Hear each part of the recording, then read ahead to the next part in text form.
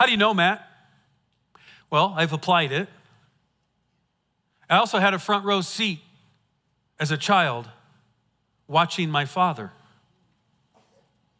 I was about 12 years old, and my twin brother and I would go with my dad to go visit Grandpa, my dad's dad. Grandpa was a little bit odd. He was mean. He cursed. He was dirty. Lived in this trailer park that he grew up in. We'd go visit. My dad would shave him and take care of him, and my dad was a large man, tall, but he was very gentle. His dad would curse at him, poke at him, hit him with his cane. He was just a scary old man. And I remember at 12 asking my father, hey, Dad, why is it that none of my cousins ever come here, my aunts, uncles, sisters, mother? Why is it just you and me and Mike? And my dad sat us down. He goes, I'm going to have to tell you something that's going to be startling, but you're going to find out one day. Your grandpa, my dad, was put in prison for abusing all of us. He abused my sisters in ways I cannot tell you. He abused me. He beat me. He goes to prison, gets out of prison. They put us all back under his care. And then he abused the neighbor girl, went back to prison. And then he gets out of prison and they put all the kids back under his care.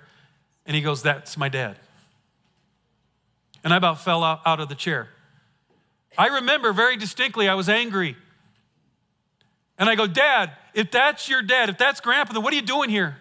Why are you here every week? Why do you mow his lawn? Why do you take care of his bills? Why are you so kind? Why are you so gentle? Why do you shave him? What are you doing? He's evil.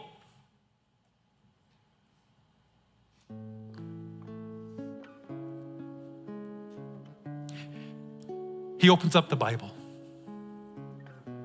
and he read a verse to me and my brother at 12 years old.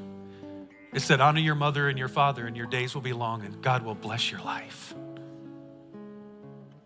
He read another verse, forgive and be forgiven. He read another verse, love those who hate you.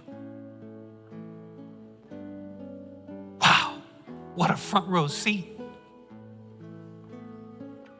My dad showed me how to love the unlovable.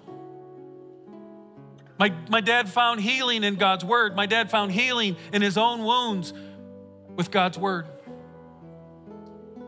I'm 22, 23 years old.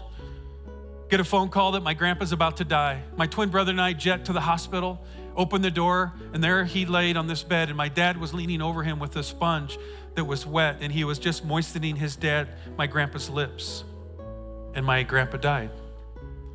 We're standing at the funeral at the cemetery as they dropped his body into the ground. And I asked my father, as I just saw one tear, go, Dad, what are you thinking? Here's what he said. I'll never know what it's like to be loved by a dad. And I put my arms around him and I hugged him and I go, Dad, thank you. I'll never wonder. You broke the chains of bondage. You have been the greatest, most kind, loving, patient dad. Thank you.